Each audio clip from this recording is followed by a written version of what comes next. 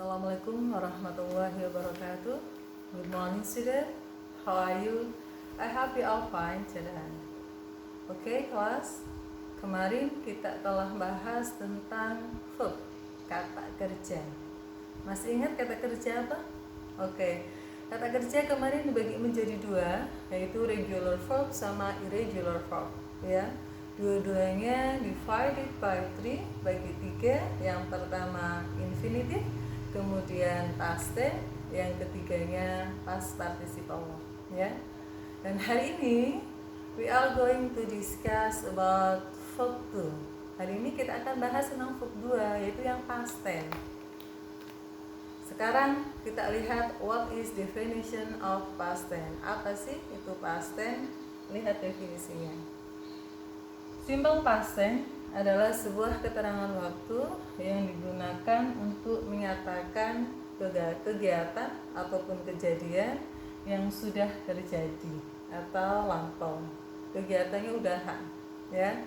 Karena kegiatannya sudah terjadi, maka keterangan waktu yang biasa digunakan ketika kita menggunakan simple past tense adalah kata yesterday, yang artinya apa?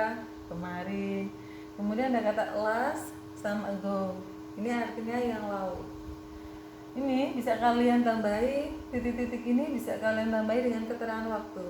Contohnya, last month, bulan lalu. Last Friday, Jumat yang lalu. Last week, minggu yang lalu, ya. Kalau itu bagaimana? Titik-titiknya tahun depan. 2 years ago, 2 tahun yang lalu. Ini keterangan waktu yang digunakan ketika kita menggunakan simple past tense, verb 2, ya. Sekarang kita lihat rumusnya. Rumusnya apa?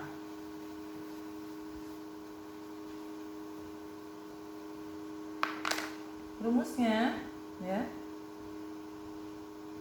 Yang pertama adalah kita menggunakan subject, kemudian diikuti to be, kemudian diikuti complement. To be yang dipakai ini ada dua, yaitu apa? Was atau were. Penggunaan was atau were ini tergantung subjeknya. Ketika subjeknya she, he, it sama I, kita menggunakan to be was. Tapi ketika subjeknya you, they, we, kita menggunakan to be were. Bisa dimengerti penggunaan ini antara was sama were? Gampang ya? Oke, kita lanjut ke contoh. Contohnya sekarang, ya.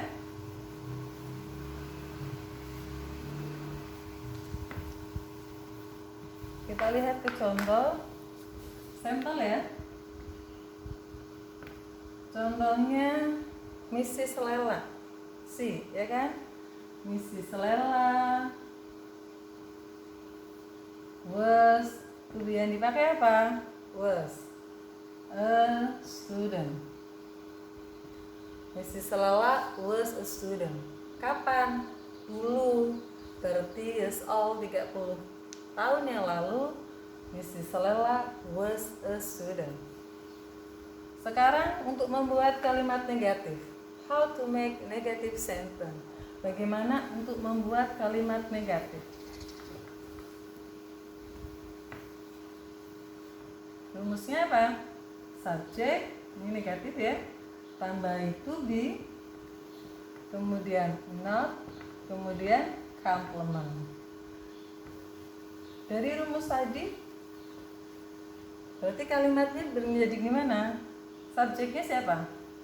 Mrs. Lela, to be-nya was not a student. Mudah sekali. Sekarang how to make interrogative sentence.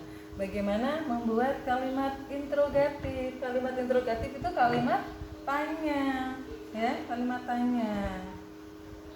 Bagaimana rumusnya? To be taruh depan, before subject, ya.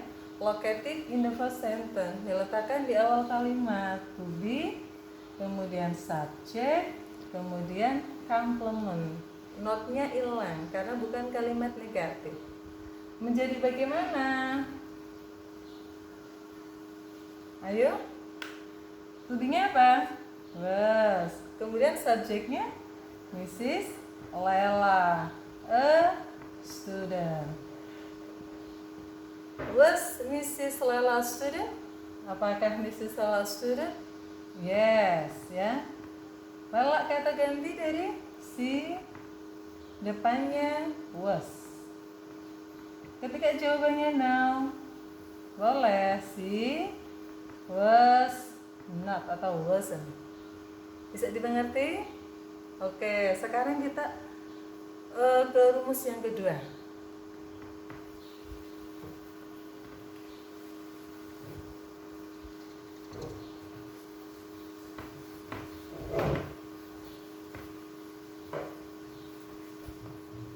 Nah, rumus yang kedua, subjek tadi si, it, do, ayu, kemudian diikuti verb 2, kata kerja bentuk 2. Setelah itu objek.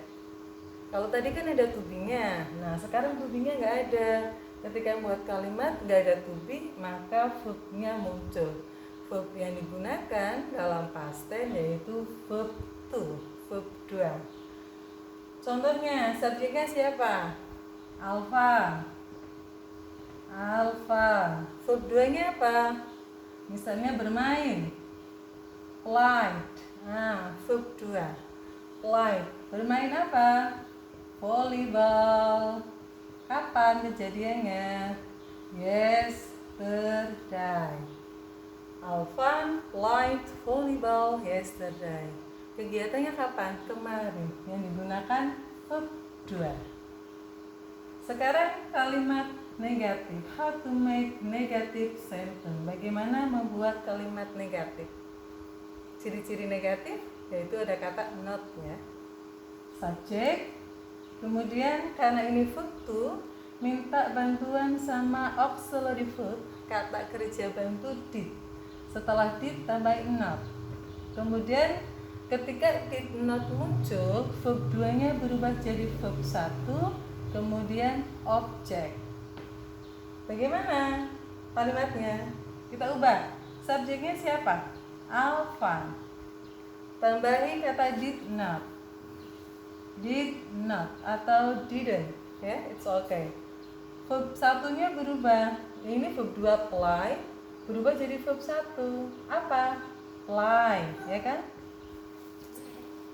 Kemudian play volleyball